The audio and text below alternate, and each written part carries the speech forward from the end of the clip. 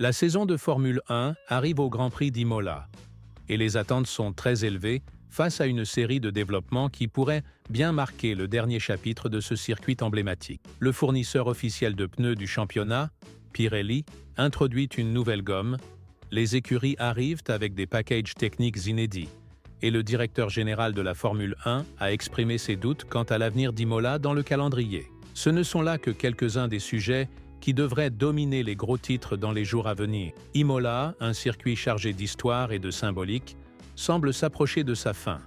Et chose étonnante, c'est Stefano Domenicali lui-même, PDG actuel de la Formule 1 et natif d'Imola, qui semble envisager un avenir où ce circuit n'aurait plus sa place dans la structure évolutive de la discipline. Nous reviendrons sur ce point plus tard, mais commençons par ce qui mérite votre attention avant le départ. Commençons par la météo, qui pourrait bouleverser le déroulement du week-end. Selon les dernières prévisions, des averses éparses sont attendues dimanche, alors que les séances de vendredi et samedi devraient se dérouler sous un temps sec et stable. Même si les essais libres et les qualifications se font sur piste sèche, la course pourrait nécessiter un réglage totalement différent. Étant donné que les configurations des voitures sont figées après la troisième séance d'essais libres, certaines équipes pourraient faire des choix stratégiques dès vendredi, privilégiant la performance en course plutôt qu'en qualification.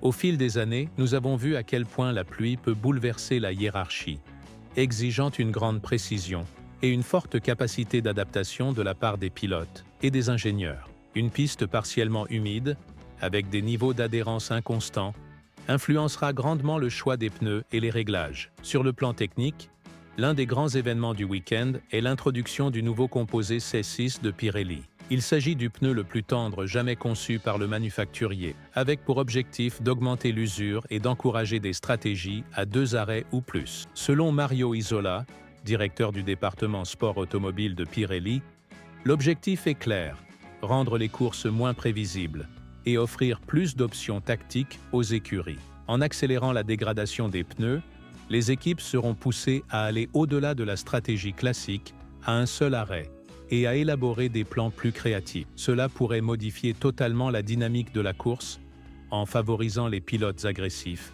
et les ingénieurs audacieux. Il faut rappeler que les pneus très tendres nécessitent une gestion très précise de la température et qu'une petite erreur peut compromettre une relance en quelques tours seulement. Dans ce contexte de changement, Red Bull se positionne comme l'un des grands acteurs du week-end.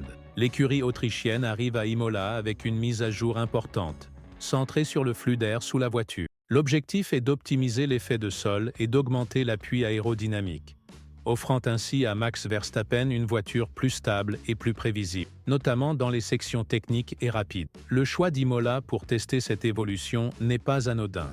Le tracé exige une forte charge aérodynamique et une grande précision dans les enchaînements. Cette mise à jour arrive à un moment clé pour Red Bull, qui doit évaluer si elle a encore une chance réaliste de disputer le titre mondial lors de cette saison 2025. En interne, ce package est considéré comme un tournant, susceptible de déterminer si l'équipe peut rester au sommet ou si elle sera dépassée par ses rivales. Des rumeurs évoquent déjà des composants aérodynamiques supplémentaires testés en simulation, preuve que le développement est loin d'être terminé.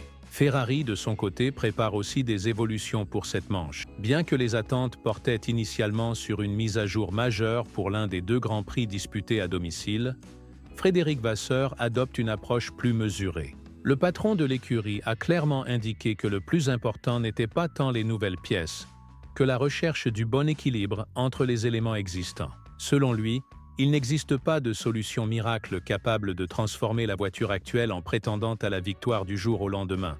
Mais il a confirmé qu'il y aurait des nouveautés visibles à Imola, avec d'autres attendues à Barcelone. Le Français insiste sur l'importance de comprendre le comportement de la monoplace et l'impact de chaque modification. Ferrari espère également que le circuit d'Imola mettra davantage en valeur ses points forts, notamment la capacité à mieux exploiter les vibreurs, un point faible observé à Miami. Le principal défi reste toutefois la gestion des pneus dans des conditions extrêmes, et cela sera l'un des paramètres clés à suivre ce week-end. Mercedes, quant à elle, progresse lentement mais sûrement.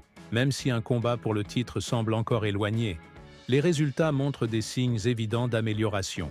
Toto Wolff a déclaré que le nouveau package marquait le début d'une nouvelle phase et que l'équipe était pleinement engagée à retrouver la victoire de façon régulière. Avec environ un quart de la saison écoulée, Mercedes est parvenue à transformer la W16 en une voiture plus équilibrée et plus réactive. La phase européenne, qui commence avec Imola, sera cruciale pour tester les limites du projet et déterminer si l'équipe peut vraiment rivaliser avec Red Bull, McLaren et Ferrari. Les ingénieurs de l'usine de Luda Drive ont travaillé sans relâche pour mettre en œuvre ces améliorations, et les premiers résultats devraient se faire sentir dès ce week-end.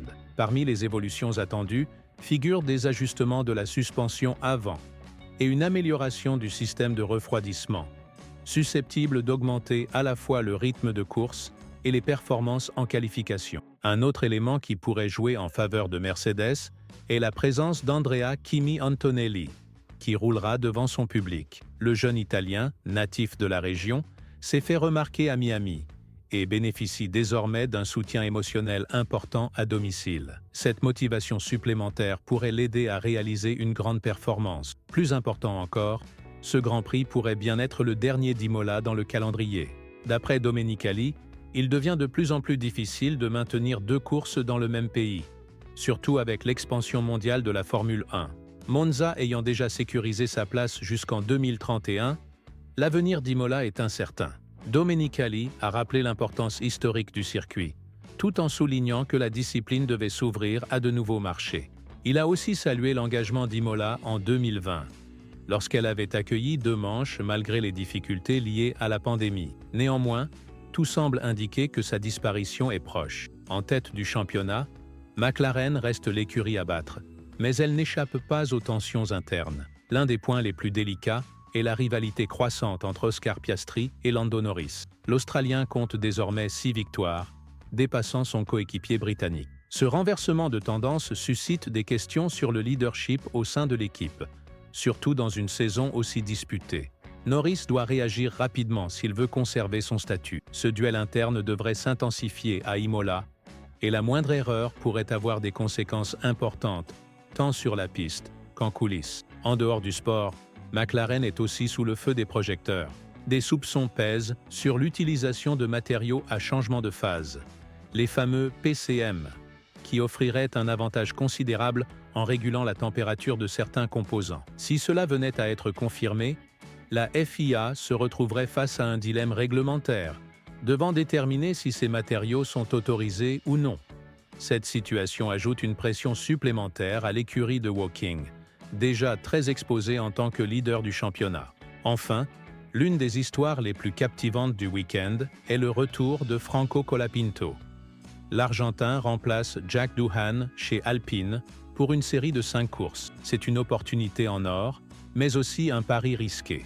Colapinto doit impressionner dès les premières séances, car des erreurs similaires à celles de son prédécesseur pourraient rapidement lui coûter sa place. Bien qu'il ait déjà montré son talent, il a aussi commis des fautes, et Alpine mise sur sa capacité à mûrir rapidement. Imola pourrait marquer le début d'une nouvelle étape dans sa carrière, ou révéler qu'il n'est pas encore prêt pour ce niveau d'exigence. Avec tous ces éléments en jeu, à quoi peut-on s'attendre pour ce Grand Prix d'Imola? S'agira-t-il vraiment de la dernière course sur l'un des circuits les plus mythiques de la Formule 1? Donnez-nous votre avis dans les commentaires, laissez un like et abonnez-vous à la chaîne pour ne rien manquer. Et maintenant, cliquez sur la vidéo qui s'affiche à l'écran pour continuer à explorer l'univers de la Formule 1 avec nous.